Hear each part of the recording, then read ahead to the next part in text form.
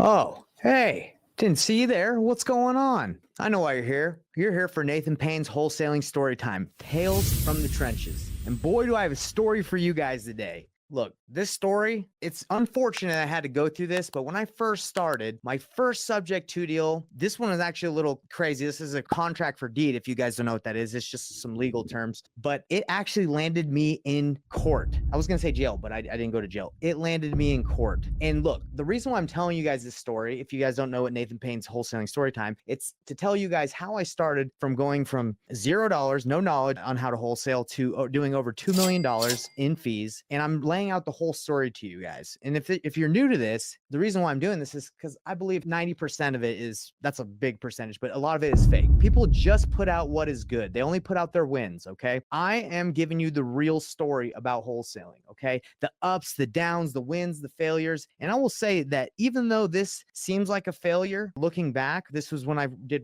one of my first deals. It's a win now. The property they have now I actually rent. It cash flows really well, but I'm going to tell you guys exactly how I ended up in court because I did a subject to deal, creative finance deal, contract for deed. You like, if we want to get super technical about it, how it landed me in court. I don't want any of you to go to court. I don't want any of you guys to have to face the pain, the agony. Again, this is painless flipping. We want to make this journey painless for you, even though you have to go through a little bit of pain in order to learn, or a lot of pain. It's up to you. I don't want you going to court, everybody. I want you to succeed and I want you to crush it. So learn from my experience. I'm about to tell you the story of how I ended up in court. Unfortunately, because I did a deal the wrong way. Don't do it the way I did it. And as you listen, if you're a part of my email, if you've subscribed to the weekly newsletter where these stories come out and we give you resources, I'm giving you guys my contact in Utah that helps me now to structure my deals, make sure I don't go to court, make sure I do my sub 2 deals, my creative financing deals right. So if you want that contact, I'm giving it to you as a gift. I'm giving you that person. Subscribe to the newsletter. Not only do you get the contact, but you get calculators, you get spreadsheets, you get a bunch of marketing materials that's going to help you maximize, all for free. Because again, I've been in your position. I know how it feels to not have everything at your fingertips and you just wish you had someone to talk to. I'm here to give you what I can. And I'm here to give you the real truth because again, all the crap out there, it's just showing you the wins. Time to hear some losses. But again, failures are good because they help you progress and they end up turning into wins you see down the line. So let's dive right into this story, everybody. And again, if you haven't subscribed to the weekly newsletter to Nathan Payne's Wholesaling Storytime, Tales from the Trenches, do it.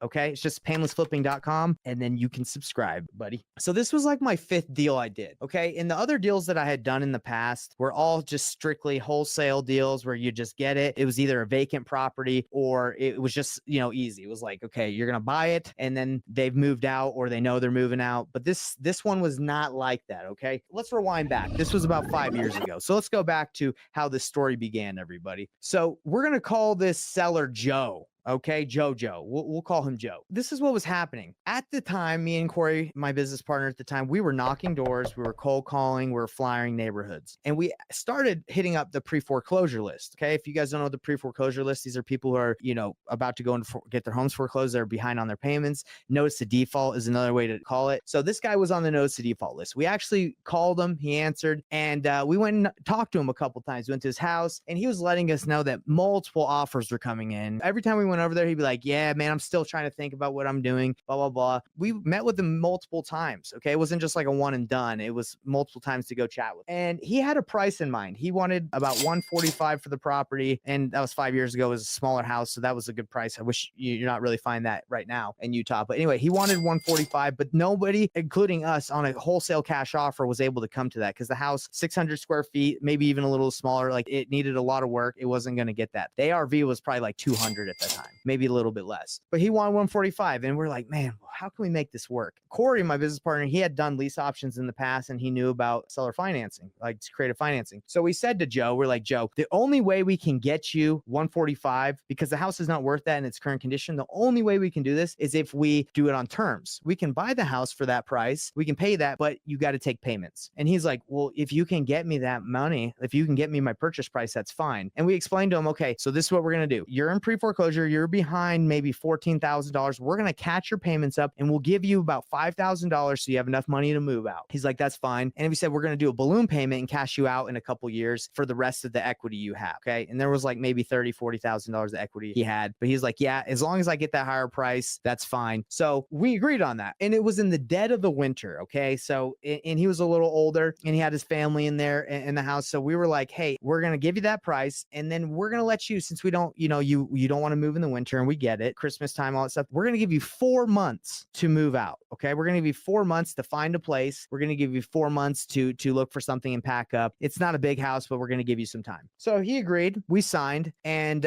we did a contract for deeds. So I did not actually go on title on the property, but I did own the property, and it was like a contract for deeds subject to like hybrid. So anyway, so fast forward 4 months down the line. What do you think happened? Well, this is the first time I've ever let someone stay in a property after I've closed. Okay. And by the way, like the way it was structured, I wasn't on title. Again, I didn't really even know all this stuff. I was just like, hey, this is what they said. Creative financing is great. Let me just do it this way. So I let him stay in the property. 4 months go, and I'm checking in on him like every month. Hey man, how's the move going? Have you found a place? Have you moved your stuff? Oh yeah, man, we're working on it. We got some stuff lined up. So 2 weeks before the 4 weeks is up, where I'm taking over the property now because I got to rent it. I've been paying the mortgage and just floating it since all the costs and all that stuff. And I actually closed on it with my my brother-in-law. We owned it at that time. I go there 2 weeks before and I knock on the door, say, hey, just checking in. And I noticed that not even a box is packed. Nothing is packed. Nothing. They didn't do anything. 4 months down the line, nothing was moved. The family is like nothing. They didn't even know they were supposed to move. So I'm like, guys, we bought the house. We gave you 4 months. It's time for you to move. And they're like, it was like news to them. They're like, what? Are you serious? I'm like, yeah. So I'm talking to Joe and he's like, yeah, man, don't worry. Like I'm moving. And his family, one of his daughter was like, that was mooching off of him, that was living in a park trailer in the back, comes up to me while I'm talking to the dad and being like, hey, what's going on? She's like, what are you doing here? Like, we're like, what do you mean we're doing? I bought the house. And she's like, you forced our dad to do this. We're not going anywhere. And I'm like, what are you talking about? You were there. Like everybody knows what's going on. Like this isn't news. I've talked to you before. Like, why are you coming at me now? And the whole family like surrounds me, like the daughter, her husband that's living in the trailer in the back. And they just like come around me like, I don't want to say a pack of dogs because they weren't, but it just felt like, oh, I'm getting ambushed. And they were starting to get mad. And I was like, look, I'm not trying to deal with this. Like you guys know what's going on. So I didn't know what to do at that point. They were supposed to move. I own the house. They didn't. So I ended up being like, dude, they're not being reasonable. They're not going to move now. They're saying they won't move. So I reached out to an eviction attorney. I'm like, guess we got to evict them. I guess that's like the next step, right? Like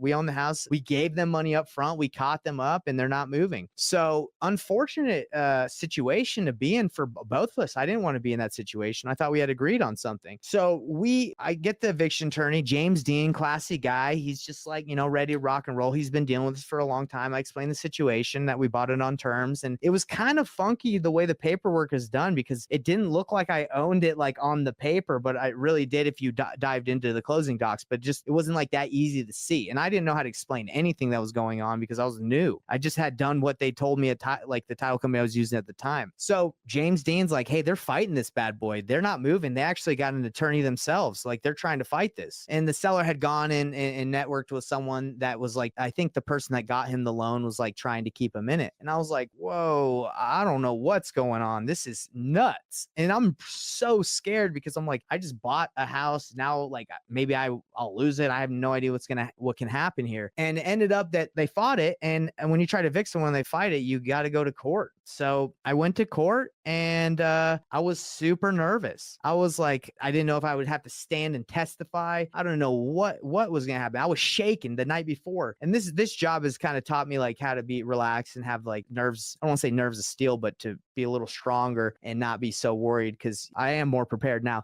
But anyway, so I go to court with me, Corey, and I think my spouse came with me too. And I was concerned because I thought I had done everything, I had done everything correct in the sense of like, let them know, but they just decided they didn't want to to move. So I'm in court. The judge, our case comes, and I'm tripping out. Oh, I'm shaking. The judge is like, so what the heck's going on here? He's just reading the document and he's like, so what's going on? And then the attorney of Joe is like, kind of explains, hey, these guys are trying to steal this dude's property. And it's like, what are you talking about? Like, we agreed on this whole thing. My attorney gets up and explains the situation. And the judge is trying to understand what the heck is going on with the subject to creative finance, contract for deed, whatever you want to call it, paperwork. He's like, he doesn't know. He's like, I don't know what this is. Do you own the property, son? I'm like, yes. He's like, okay. Then the daughter in the middle of the courtroom, she stands up and she's like, this young man lied to us. He forced my dad to sign these documents. And I'm like, what are you talking about? You weren't even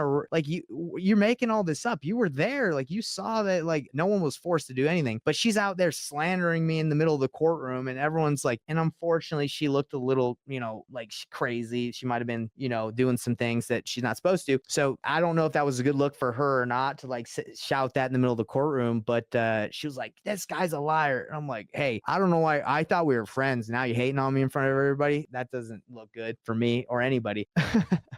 So anyway, she's hating on me. This is what happens. The judge says, look, you guys can fight this. How much do you think you'll be able to rent this place out for? He says that to me. And I said, I don't know. It's probably like $1,000, $1,100 after we fix it up. And he's like, okay, Joe, your squad, if you want to fight this, it's probably going to take 6-7 months to fight this in attorney fees. You're going to have to pay up front, like the losses that he might incur, like I might incur through, fighting this. So if it takes like 6-7 months, you guys are going to have to come up with about $7,000 and you can fight this. So that was like the solution that the judge came up with. And he's like, you got to come up with the money within like 2 days if you're going to do this. And what ended up happening is they were like, screw that. They didn't want to come up with the money. Maybe they didn't have the money and they were probably going to lose well, not probably, they would lose because we did it above board. It's other than the paperwork being kind of funky and no one really understanding how to read those creative finance documents, right? So what ended up happening is we ended up getting the property back. They left like 3 days later. I got the house and oh man, it was a sigh of relief. I was like, oh my gosh, that was like the most nerve-wracking thing I've ever been through, is going to court over a property that I had purchased on creative financing. So anyway, the showdown in the courtroom was nuts. I was very nervous. I'd never been to court, never thought I'd go to court, but that's what happened. And it was interesting. So anyway, I learned a lot of lessons from that. Lesson number one, if you are going to buy a property on subject to creative financing, contract for deed, anything like that, post-possession is not a good idea. Don't do it. If you're going to buy a property like that, you need to make sure they're out of the house before you close, because if they fight it and you have to evict them, when you go to court, the documents are going to look weird, right? Because either they're on title or you're on title or however you structured it. It's just funky. So that's what happened. Now, if I did it again, I wouldn't have let him stay in the property after. I would have just said, hey, we're going to close on it, but you got to make sure you're out. So make sure, again, if you do something like that and you're going to let them, they want to do a post-possession, make sure they're out by the time you close, because it can get funky. Okay. Don't do that. I've talked to too many people that do subject to and creative financing deals, and they're like, yeah, don't do that. Make sure you hold money back and give it to them once they leave, like incentivize them to get out.